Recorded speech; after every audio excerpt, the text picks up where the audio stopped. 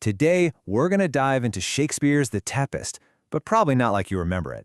We're going to look at it as this incredible parable about an invisible shepherd and his lost flock. It's a story about a master orchestrator, someone pulling all the strings from behind the scenes, just to get back what was stolen from him. So let's just start with one single powerful thought. What if that massive shipwrecking storm wasn't just some random act of nature? What if it was actually a meticulously designed test? A performance, really, with a very specific and totally unsuspecting audience. That question, well, that's the key to this whole thing. And that gets us to our first part, the shepherd's storm. But look, this isn't really about the weather. Nope, it's about a plan that's been cooking for 12 long years. A plan finally being unleashed by a man who lost everything and is now ready to take it all back. So, who is this shepherd anyway? His name is Prospero. See, 12 years ago, he was the powerful Duke of Milan. But he was betrayed, thrown out by his own brother Antonio, and left for dead at sea. He survived, though, and now he's this exiled orchestrator on some remote island, living with his daughter Miranda and, most importantly, his magical books. That's where he gets all his power.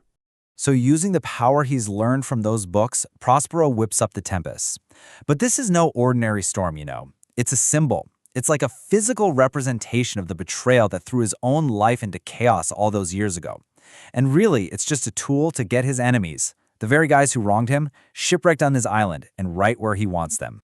And here's where that whole parable idea really kicks in. Prospero is the shepherd. His enemies? They're the wayward flock, totally scattered and lost. He doesn't go after them with a sword. No, instead, he uses his magic to cleverly lure and guide them, to sort of herd them all into one place where, a reckoning can finally begin. But a shepherd can't be everywhere at once, right? To manage his flock across this whole island, Prospero needs an unseen hand, a super fast agent to carry out his grand plan. And this is where we see the shepherd's unseen hand really get to work. And that agent is Ariel. Ariel is a powerful spirit, totally bound to serve Prospero. And Ariel is not a partner here, not at all. He's a tool. He's fast, he's invisible, and he's under Prospero's absolute control. Ariel is the engine that makes the shepherd's whole design unfold with, well, perfect precision.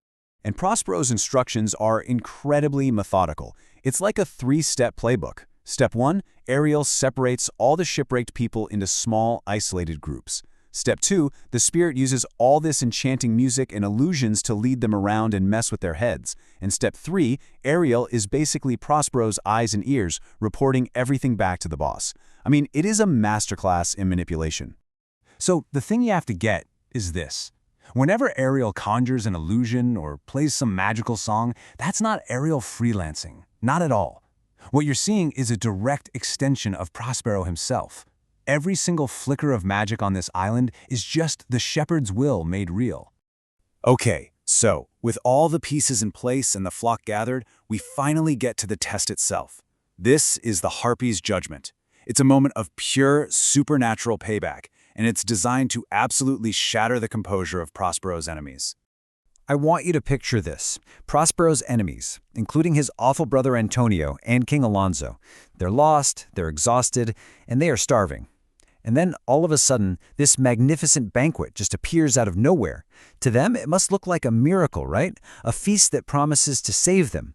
But just as they reach for the food, it all vanishes in a crack of thunder. Just like that, hope turns into pure dread. See, the banquet was never a gift. It was a trap. It was pure theater, all designed to make them feel vulnerable right before judgment comes down on them. And that's when Ariel shows up. But he's not some gentle little spirit anymore. He takes the form of a terrifying harpy. One of those winged creatures from mythology, a symbol of vengeance. In this form, Ariel is the voice of the supernatural, the instrument of the shepherd's justice. And he calls them out, right to their faces, for the terrible things they did to Prospero all those years ago. So this brings us to the real heart of the whole experiment, a test of conscience. The entire crazy spectacle was designed to do just one thing, to see how the flock would react, to sort the ones who felt guilty from the ones who felt nothing at all. And wow, the results are just fascinatingly clear. You have King Alonso, who thinks his son just died as punishment for his crimes, and he is immediately crushed by guilt. He's repentant. But then you get Antonio and Sebastian, And these guys, they're completely remorseless. Their ambition is so blinding, they're still plotting to kill the king. And then, of course, you've got good old Gonzalo, who's just kind and wise and prays for everyone. The test worked perfectly. It revealed who they really were inside. And all the while, the invisible shepherd is watching from a hidden spot, and he's loving it. He sees his plan working perfectly, his enemies caught in his trap. And he's not just watching the nobles either. He's also keeping tabs on a ridiculous side plot by his servant Caliban and a couple of drunks to try and take over the island. He is the all-seeing orchestrator, for sure. And that brings us to the final act of this whole grand parable, the choice for mercy. After all that manipulation and all that testing, what was the shepherd's real goal? Was it just about getting even? Or was it something deeper? Now, this is the story's most profound moment. Prospero has his enemies exactly where he wants them. They're powerless, they're terrified, and they are completely at his mercy.